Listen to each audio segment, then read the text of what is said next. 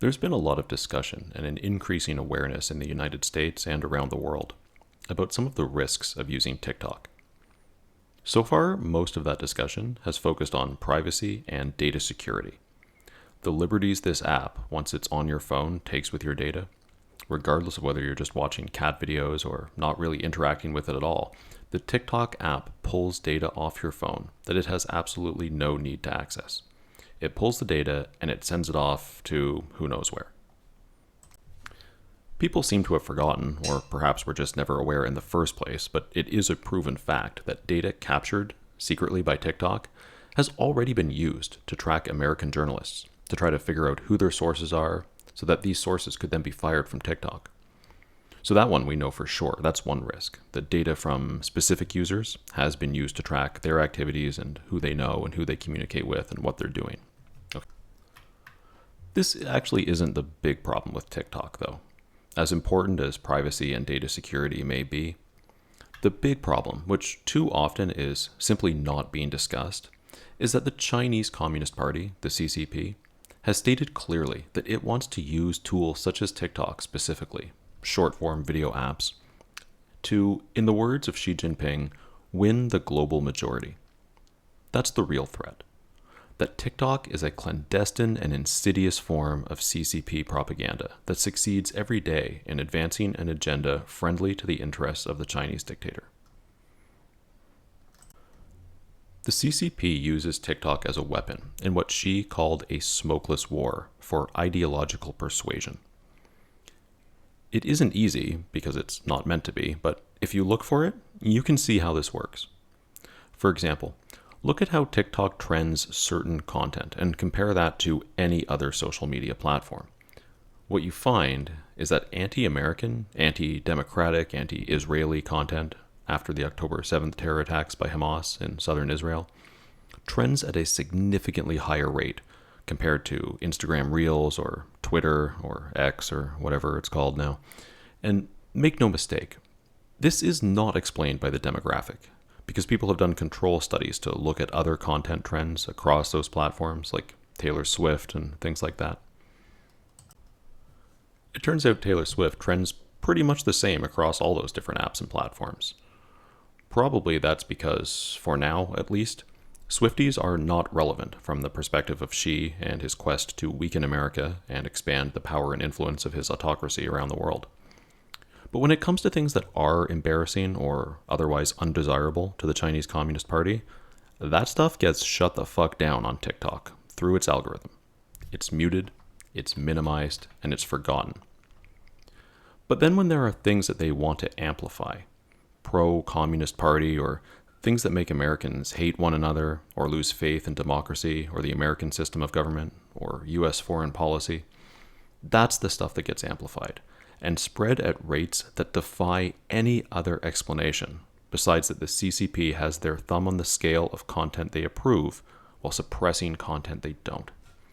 And so it's very clear that the algorithms are being manipulated, and those algorithms are subject to the very deliberate and intentional control of the Chinese Communist Party. It doesn't matter what's true and what's false. It only matters who controls the platform. And therefore, we need to use this platform to win the global majority. That's what one of Xi's senior intelligence officers said publicly in 2021. And that is TikTok. That is the ultimate weapon of the CCP aimed at eroding and destroying our democracy. ByteDance is a truly innovative Silicon Valley type company born in 2012 from the mind of Zhang Yiming, a smart and talented entrepreneur in China, and now also the second wealthiest person in the country. Douyin, as it's called in China, and TikTok as it's known internationally, quickly catches on and catches the attention of the Chinese government. And so in these early years of the platform, the Chinese government begins to insert itself into the mix, as it tends to do in one way or another with any large business in China. The Communist Party, which to be clear is actually superior to the Chinese government itself, starts to pull the strings of TikTok. It's interesting to note here that the Chinese version of TikTok actually shares the same engineers and the same algorithms, just adjusted very differently. So if you go to Douyin, which is tricky to do if you're outside of China, you're not going to see any of the same biased pro-CCP content as appears on TikTok. You're not going to see things that pit Chinese people against one another, or that agitate them, or that press on the cracks and divisions within Chinese society, despite the fact that it's the same algorithms, same back office, same engineers. And by the way, the editor-in-chief of ByteDance, with the responsibility for all of the apps and their content, he's also the Communist Party secretary who was assigned by Xi Jinping and his general office to babysit that company and to make sure that it's serving the aims and agenda of the CCP. His deputy is the deputy editor-in-chief of all apps, and he's also the deputy Communist Party secretary for the company. TikTok and ByteDance have tried to erase this history as they attempt to pretend that ByteDance is somehow a Singaporean company. But only in a technical legal sense is any part of TikTok actually Singaporean. The app and the propaganda it pushes has nothing to do with Singapore.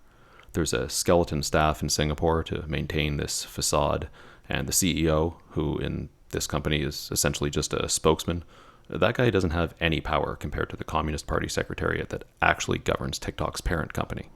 Well, it's a coincidence. It's a coincidence that you were the CFO, Senator, that the Chinese Communist Party took its golden share in its board seat, and the very next day you were appointed the CEO of TikTok. That's a hell of a coincidence. It really is, Senator. You said today, as you often say, that you live in Singapore. Of what nation are you a citizen? Singapore. Are you a citizen of any other nation? No, Senator. Have you ever applied for Chinese citizenship? Senator, I served my nation in Singapore. No, I did not. Do you have a Singaporean passport? Yes, and I served my military for two and a half years. The Select Committee on the Chinese Communist Party is a committee that's been chaired by Mike Gallagher, who's a Republican congressman from Wisconsin. The ranking committee member is a Congressman Krishnamurti, who's a Democrat from Illinois. This bipartisan group of 20 or so congressmen and women in that committee held a hearing in November 23, where they actually share some of the data and the studies comparing TikTok information. They found certain content was being shown up to 50 times more than would appear on other US-based platforms. Unsurprisingly, if you've followed along up until this point, the content being amplified was pro-Chinese military propaganda, anti-Israeli propaganda, and some of it really just obviously anti-Semitic content. This is aligned with Beijing's policy, stated clearly in some internal Chinese Communist Party documents that states explicitly, "We want to see Europe in chaos. We want Russia to become more aggressive, and we want to see America weakened." So when events happen in the world, the Russian invasion of Ukraine, for example, or the Hamas terror attack on the 7th of October against Israel, where Hamas committed their most awful and depraved terrorist acts, China immediately oriented its propaganda to blame Israel and to blame the United States, just like it blamed Ukraine and the United States for the war that Vladimir Putin single-handedly undertook.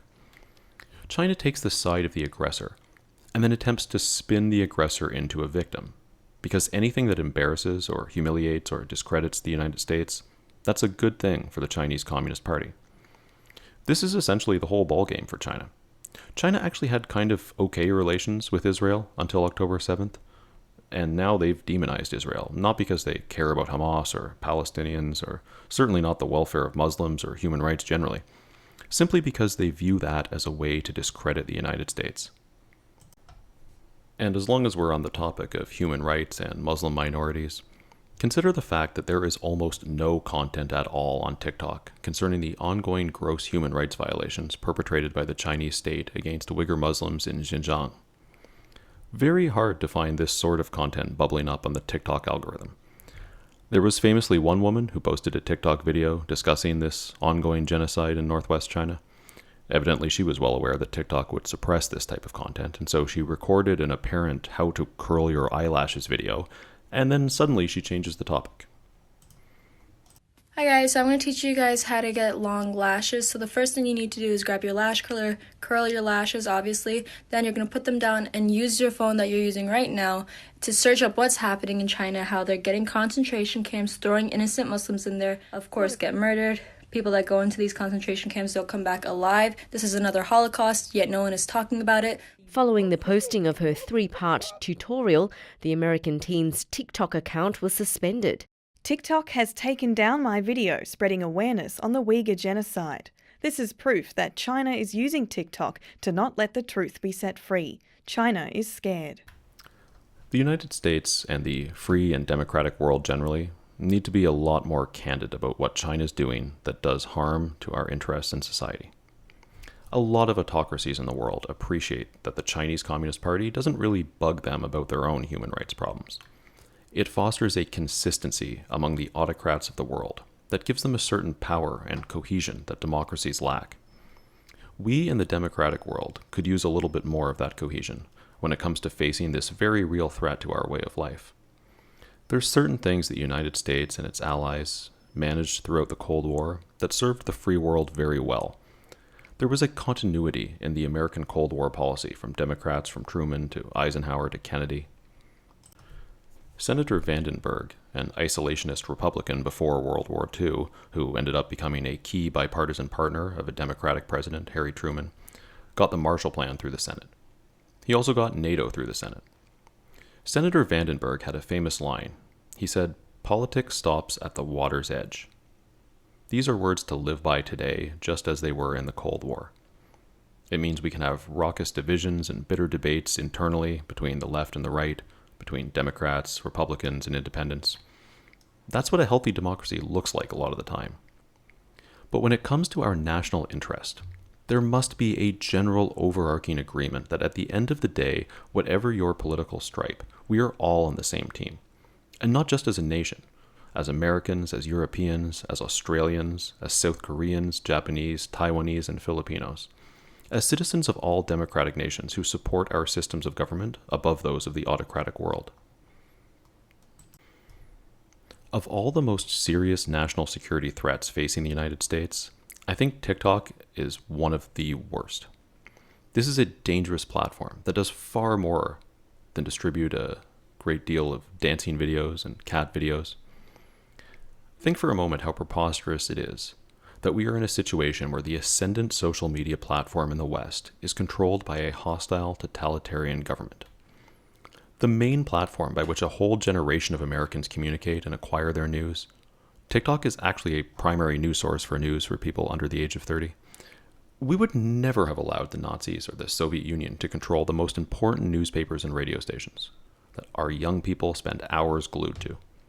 In fact, the United States passed laws prohibiting the concentration of media ownership in the hands of foreign power.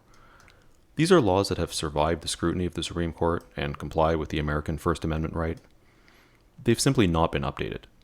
And that is why we are in this ridiculous situation where the Chinese Communist Party gets to be the primary arbiter of what content trends and what content gets suppressed in the United States and in democratic nations around the world.